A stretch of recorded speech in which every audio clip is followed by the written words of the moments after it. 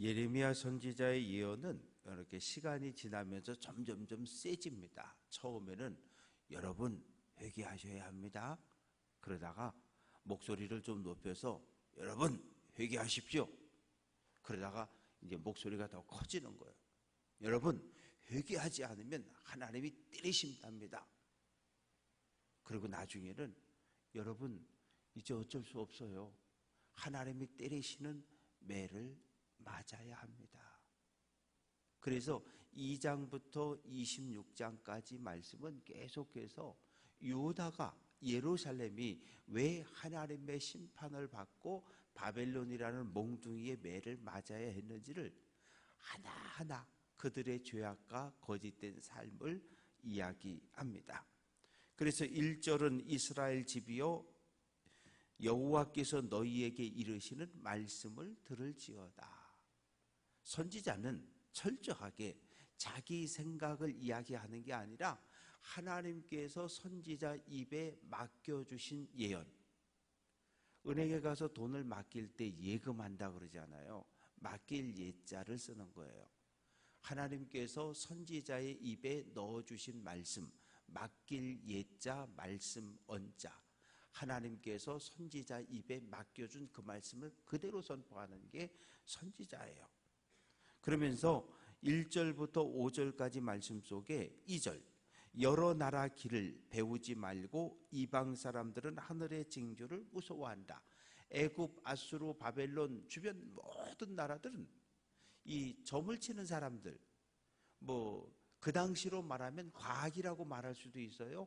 하늘의 해, 달, 별들을 살펴서 어떤 변화가 있느냐를 가지고 길흉화복을 점을 쳤단 말이에요. 그리고 전쟁을 하러 나가기도 하고. 그래서 하늘에서 일어나는 일들에 대해서 막 두려워하고 떨고 그랬어요. 그런데 너희는 그러지 말라는 거예요. 창조주 하나님을 믿는 너희는 하늘의 일월성신 이런 것으로 인해서 두려워하지 말아라. 그리고 또 3절에는 여러 나라의 풍습은 헛된 것이다. 어떤 풍속이냐? 우상을 섬기는, 신을 섬기는 풍속인데 3절, 4절, 5절 말씀을 보면 우상이 만들어지는 과정이 그대로 기록되어 있어요. 산에 가서 나무를 하나 자릅니다. 그 나무를 끌고 옵니다. 도끼를 가지고 다듬고 두들기고 깎고, 그래서 예를 들어서 그냥 독수리 형상을 하나 만들었다고 하십시다. 그렇게 만들어 놨어요. 그리고 거기다가 금을 입히고 은을 입히고. 근데 얘가 독수리긴 한데 스스로 날아가질 못하잖아요. 그러니까 어떻게 해요? 크게 만들었으니까 사람이 어깨에 매든지 수레에 실든지, 그래서 자기들의 신전에 갔다가 딱 세워놓고, 이게 또 바람이 불어서 넘어지면 안 되니까 못과 장도리를 가지고 땅땅땅 때려서 움직이지 못하도록 딱 고정을 시켜놓는 거예요. 5절 둥근 기둥 같아서, 지금도 그 유럽 쪽을 여행하다 보면 이렇게 그냥 큰 기둥들 깎아가지고 갖다 세워놓고 그걸 신으로 섬겼어요. 바알신처럼, 바알신을. 그런데 말도 못해요. 걸어다니지도 못해요. 이사야 46장 1절을 보면 바벨론 사람들이 그 느보와 넬이라고 하는 신을, 벨이라고 하는 신을 섬겼는데 어떻게 해요? 수레에 실어서 옮겨 다니거든요. 아니 뭔 신이 사람이 끄는, 말이 끄는 수레에다가 얹어놓고 그렇게 이동을 하거든요. 그런데 문제는 뭐냐 하면 그렇게 만들어진 게 우상인데 사람들이 그 앞에 가서 복을 달라고 빌고 있는 거예요. 그러면 이 우상을 누가 만든 거예요? 사람이 만들었어요. 사람이 창조자예요. 이 우상에게 있어서는 사람이 창조자. 그런데 사람이 만든 그 우상에게 사람이 가서 빌고 있는 거예요. 이게 얼마나 어리석고 미련한 일인 거예요. 그러니까 하나님께서 너희는 그렇게 살지 말라는 거예요. 창조주 하나님을 믿는 하나님의 거룩한 백성들은 절대로 그렇게 사람의 손으로 만들어진 우상을 두려워하지도 말고 하늘에서 벌어지는 일들에 대해서도 두려워하지 말아라. 그러면서 6절부터 11절까지 말씀 속에 하나님이 어떤 분인지를 소개하고 있는 거예요. 하나님은 큰 권능을 가지고 있는 분이고, 7절 말씀 보면 이방 사람들의 왕, 그 다음에 여러 나라 여러 왕국의 지혜로운 자, 이 세상에 그 어떠한 능력 있는 왕, 그 어떠한 신과 비교해도 하나님과 비교할 수 있는 게 아무것도 없다는 거예요. 왜? 하나님은 창조주니까. 하나님은 이 땅을 말씀으로 창조하시고 역사를 주관하시는 주인이시기 때문에 하나님과 비교될 수 있는 그 어떤 나라의 왕도 그 어떤 신들도 없다는 거예요. 그러면서 8절 우상의 가르침은 나무뿐이다. 나무라고 하는 건 때가 되면 썩어요. 그리고 불을 그냥 질러버리면 불에 후루룩 타버리고 맙니다. 그래서 우상은 헛된 거라는 거예요. 나무를 깎아서 다시스, 그 스페인에서 가져온 은, 우바스에서 가져온 금, 우바스는 어딘지 학자들이 도저히 모르겠다 그래요. 이게 어디에 있던 땅인지를. 그리고 기술공 은장색의 손으로 만들었고 청색 자색 옷을 입었다. 당시 청색과 자색 옷감은 아주 귀한 옷들. 예수님 당시까지도 자색 옷은 황제와 왕족과 귀족만 입을 수 있었거든요. 우리나라 말로 하면 왕이 입었던 용포 같은 황금색 같은, 그렇게 아주 나무를 아름답게 옷을 입히고 치장을 하면 뭐하냐고요. 그 안에 생명이 없다고 이야기를 합니다. 그러면서 8절 오직 여호와는 참 하나님, 살아계신 하나님, 영원하신 왕. 하나님은 창조주이시기 때문에 하나님께서 이 땅에 있는 모든 우상들을 심판한다는 거예요. 이 땅에 있는 모든 우상이 심판받은 이야기가 어디에 있습니까? 출애굽기에 있어요. 하나님이 애굽에 10가지 재앙을 쏟아 부었는데 그 10가지 재앙은 애굽 사람들이 모두 신으로 섬겼던 신들을 하나님께서 때리신 거예요. 예를 들면 나일강이 피로 변해서요. 나일강은 신입니다. 이스라엘 백성 애굽 사람들에게 나일강 그 자체는 신이에요. 시피, 신으로 섬겼고, 그리고 어둠이 내렸잖아요. 그들은 어둠을 신으로 섬겼어요. 어둠의 신이 그들에게 고통을 가져다 줬어요. 바로의 장자가 죽었어요. 바로는 살아있는 신이었고 바로의 아들은 다음 애굽을 이끌어갈 살아있는 신인데 살아있는 신을 하나님께서 죽이신 거예요. 그래서 이 땅의 사람들이 섬기는 모든 우상이라고 하는 것이 하나님 앞에 얼마나 의미 없고 가치 없는 존재인가 하는 것을 출애굽의 사건을 통해서 하나님께서 분명하게 보여주셨습니다. 그러면서 12절부터 16절까지 말씀 속에서 창조주 하나님의 능력에 대해서 이야기하는데, 하나님이 하나님의 능력으로 이 땅을 창조하시고 오늘도 이 땅을 이끌어 가시는 역사의 주관자이시고, 13절 그가 목소리를 내신즉 하늘에 물이 생겼다. 이 말은 뭐냐 하면 목소리를 냈다고 하는 것은 천둥이 꽝 때렸다는 거예요. 천둥이 때리면 뭐가 내려요? 비가 내려요.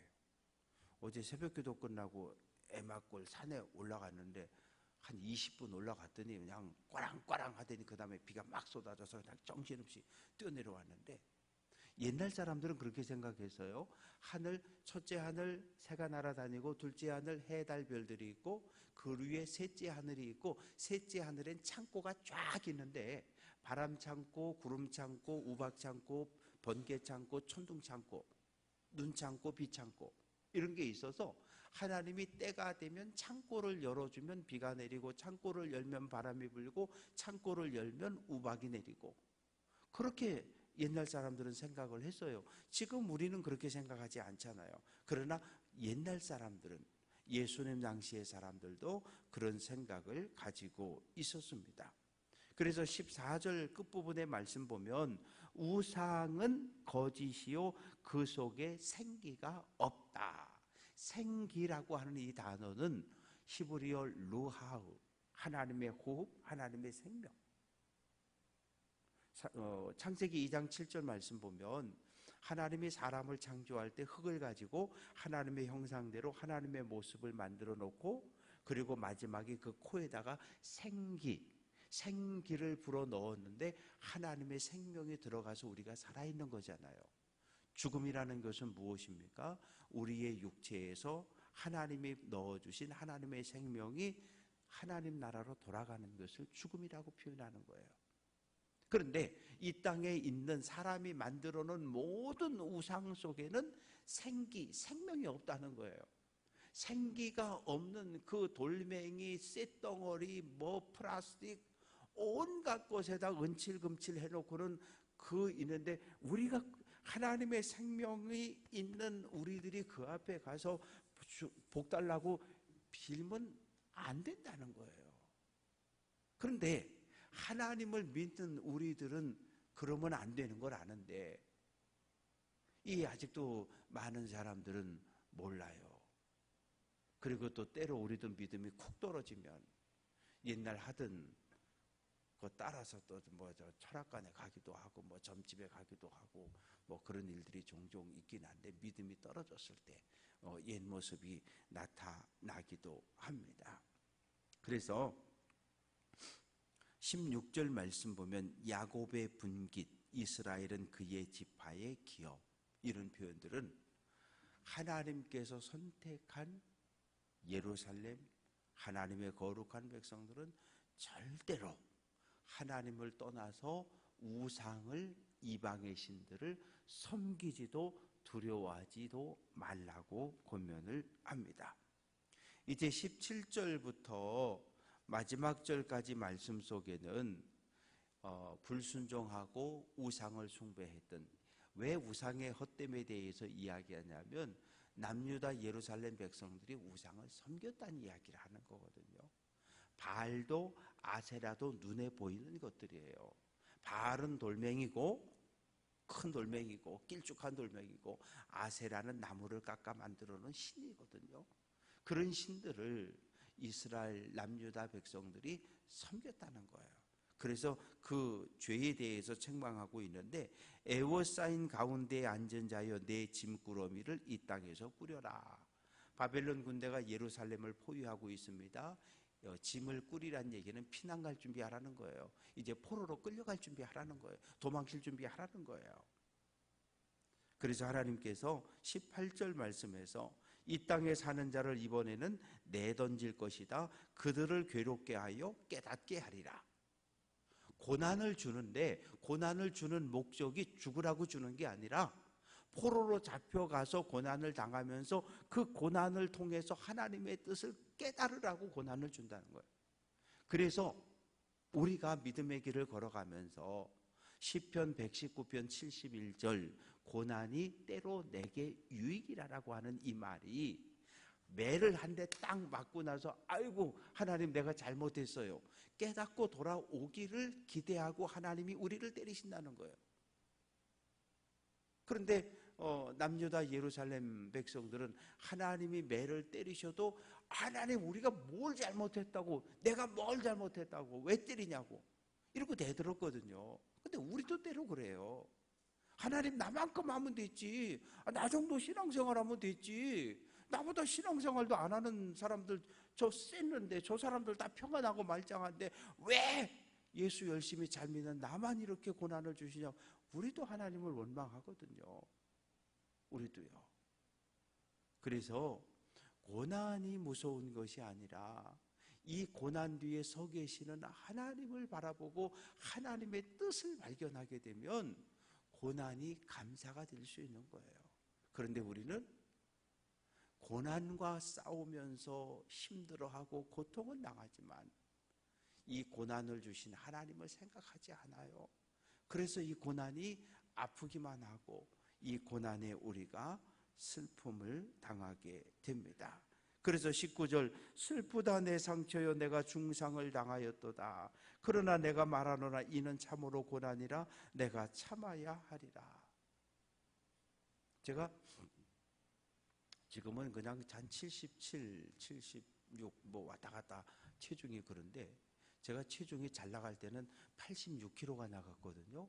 그런데 진짜 이 왼쪽 심장에 막 통증이 있어요. 그래서 기독병원 심장내과 가가지고 하여튼 정밀 검사를 받았어요. 온몸에다 뭘 붙이고 이렇게 검사 다 하고, 그리고 이제 마지막 판정 받으러 그 과장님 앞에가 이렇게 앉아 있는데 한숨을 들이쉬고 내쉬는 거예요.